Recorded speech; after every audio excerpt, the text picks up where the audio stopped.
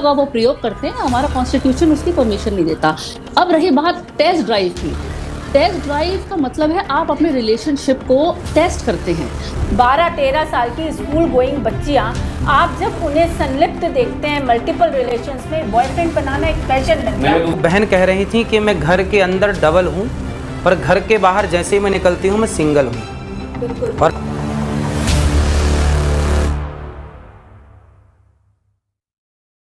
गई क्या test drive वाली बात पर माफी, अगर आप कनेक्ट कर सके मुझे प्लीज यहाँ, अगर उनको ला सकें। मानवी तनेजा जी, आपने ये जो टेस्ट ड्राइव वाली बात, यहाँ मैं अनिरुद्धाचार्य जी के साथ हूँ, क्या आप इसके लिए खेद प्रकट करेंगी? क्या आप माफी मांगेंगी? क्या आप ये समझेंगी? नहीं, बिल्कुल भी नहीं है। देखिए दिनेश जी, मैं 2-3 बातें यहाँ पे बोलना चाहती हूँ। पहली बात तो ये कि देश संविधान से चलता है, कोई धर्म से या कथावाचक के ज्ञान से नहीं चलता। दूसरी बात बोलना चाहती हूँ, जिस प्रकार से महिलाओं के बारे में महाराज जी बोलते हैं वो कहीं ना कहीं आपत्तिजनक है, और कहीं संविधान इजाजत भी नहीं देता। जिस शब्दों का वो प्रयोग करते हैं, हमारा कॉन्स्टिट्यूशन उसकी परमिशन नहीं देता। अब रही बात टेस्ट ड्राइव की, टेस्ट ड्राइव का मतलब है आप अपने रिलेशनशिप को टेस्ट करते हैं, उसके लिए शारीरिक संबंध करने की जरूरत नहीं है। मानवी जी, मैं एक चीज और जानना चाहता हूँ। हमारे समाज में, जैसे आपका भी जन्म हिंदू परिवार में, हिंदू रीति रिवाज के साथ आपको संस्कार दिए गए होंगे। अब इसी तरीके से संविधान के और परंपराओं के हिसाब से कुछ चीजें ऐसी हैं जो व्यवस्था परख रही हैं, और ऐसा कुछ हमारे धर्मगुरुओं को भी लगता है, तो क्या उसको मानने में आपको समस्या समझ में आती है? उन्होंने कहा वयस्कों का विवाह होना चाहिए, मैं बाल विवाह का समर्थक नहीं हूँ।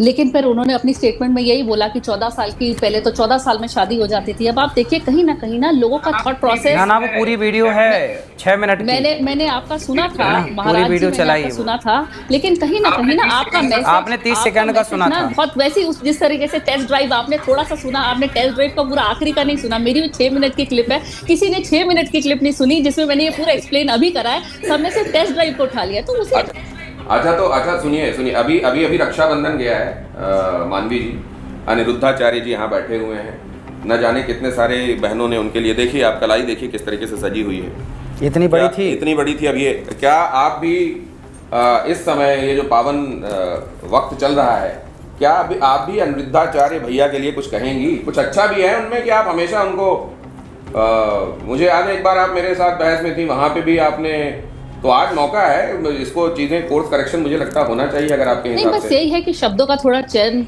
बेटर होना चाहिए। अगर आपको कोई भी मैसेज देना है, आप कथावाचक हैं, आप संगत को आपको शब्द बहुत अच्छे हैं, हमारे बुरे हैं। थोड़ा जो है ना वो शब्द चुभ जाते हैं, और वो इतने ज्यादा खंजर की तरह चुभते हैं कि वो सारी जो तमाम सावधानी से करेंगे आने वाले दिनों में। देखिए जो सारी हमारी बहनें हैं ना, उनकी आवाज बन करके मेरे अंदर से निकलता है फिर वो, तो फिर थोड़ा सा कठोर हम भी हो जाते हैं। तो थोड़ा सा शब्दों पे कायम रखें। आपको बहुत लोग पसंद करते हैं, बहुत लोग फॉलो करते हैं, तो बढ़िया काम ये भी कर दीजिए, अनिरुद्धाचार्य जी को प्रणाम भी कर दीजिए, और मैं चाहता हूं वो भी आपके अभिवादन का जवाब दें। जी खुश रहिए। बहुत धन्यवाद मानवी जी। आप कह रहे हैं कि तीर निशाने पर लगा। ये जो टेस्ट ड्राइव वाली बात कही गई है, ये मैं चाहूंगा कि ये उनको एक बार जोड़ा जाए। कुछ लोगों को बाद में एहसास होता है कि उनके मुंह से गलत बात निकली है। क्या उनको ये एहसास है कि उन्होंने गलत कहा था, या उनको आज भी ये लगता है कि उन्होंने जो कहा था वो ठीक है? और आज जब तक उखाड़ा नहीं जाएगा तब तक कैंसर का, अभी वो कह रही थी कि आपने सीधे कीमोथेरेपी कर दी, लेकिन मुझे लगता है कि समाज में जिस तरीके से व्यभिचार कैंसर के रूप में फैला है, उसका ऑपरेशन ही एकमात्र इलाज है। और हम दुर्वासा और उससे भी आगे बढ़ गई। नहीं, बिल्कुल कीमोथेरेपी नहीं, सीधे अंग हटाओ, नहीं तो एम्पुटेशन कर दो उसको। नहीं, उसका इलाज कुछ नहीं है। देखिए दिनेश जी, आज जो जिस तरीके से अभी महाराज जी पूछ रहे थे कि उम्र क्या है, आप संकोच कर रहे थे उम्र बताते में, क्योंकि आप संत नहीं हैं। मैं उम्र बता देती हूँ। 15, 16, 17 साल की लड़कियाँ, 12-13 साल की स्कूल गोइंग बच्चियाँ, आप जब उन्हें संलिप्त देखते हैं मल्टीपल रिलेशंस में, बॉयफ्रेंड बनाना एक पैशन बन गया। आप जिस, एक मिनट दिनेश जी, मैं अपनी बात पूरी कर लूँ। जिस समाज में महिला को विदुषी और वीरांगना कहकर बुलाया गया, वेदों में आप कहीं से भी वर्णन उठा कर देख लीजिए,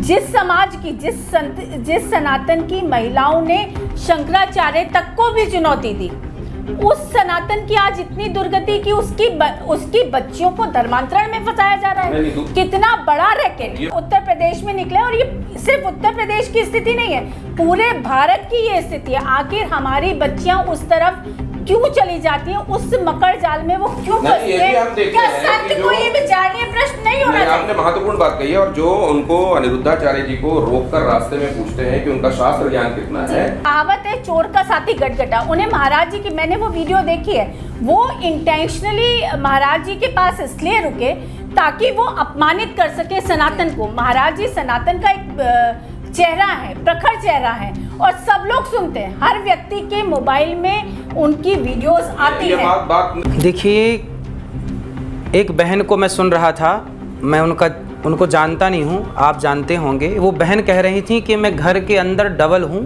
पर घर के बाहर जैसे ही मैं निकलती हूँ मैं सिंगल हूँ, और आप मुझे सिंगल ही समझें।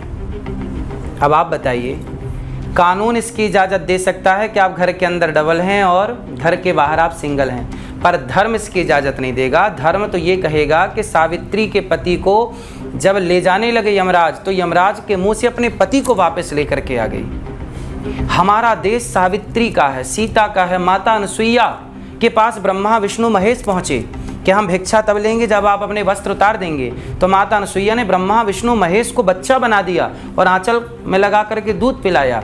जो पाति व्रत धर्म के बल पर जो नारी ब्रह्मा विष्णु महेश को जीत लेती हो अपने धर्म के बल पर, वो नारी कैसे कह सकती है कि मैं घर के भीतर तो डबल हूँ और घर के बाहर सिंगल हूँ? अब बताइए, ये हर उस मर्यादित नारी का अपमान नहीं है जो घर के भीतर भी डबल है और घर के बाहर भी डबल है? डबल मतलब पति और पत्नी। क्या ऐसी नारियों को आप सपोर्ट करेंगे या भारत की कोई भी मर्यादित नारी सपोर्ट करेगी? इन नारियों को वही लोग सपोर्ट करेंगे जो स्वयं ऐसे हैं। भले लोग क्यों सपोर्ट करेंगे?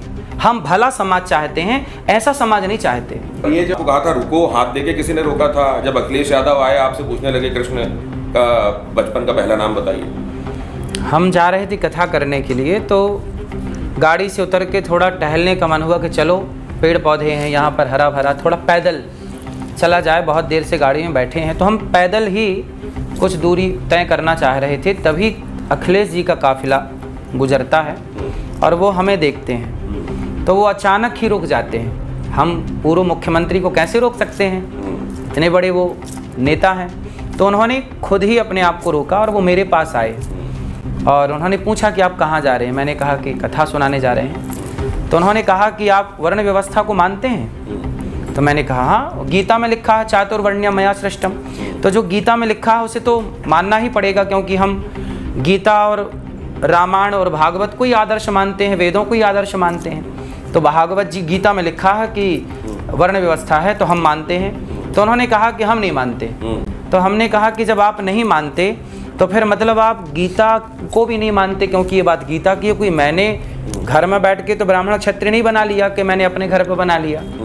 ये तो गीता में मेंशन है ना, भगवान कृष्ण कह रहे हैं कि मैंने बनाया है। वेद भी यही कहता है कि ब्राह्मणोस्य मुखमासीत बाहु राजन्यः कृतः ऊरु तदस्य जद वैश्यः पदभ्यांगुं शूद्रो अजायत। ये वेद वाक्य है। तो यहाँ भगवान ही कह रहे हैं कि मैंने व्यवस्था बनाई। आप कौन होते हैं ये कहने वाले? अब मुझे एक प्रश्न है कि कभी मुसलमान नहीं कहता कि मैं कुरान की ये बात नहीं मानता, कभी क्रिश्चियन नहीं कहता कि मैं बाइबल की ये बात नहीं मानता, फिर हिंदू ये क्यों कहता है कि मैं गीता की, वेदों की ये बात नहीं मानता? तो उसमें कह दिया कि आपकी ये जो सोच है इस पे मेरे रास्ते अलग है। हाँ, तो ये उनसे पूछा जाए कि क्यों ऐसा कहा।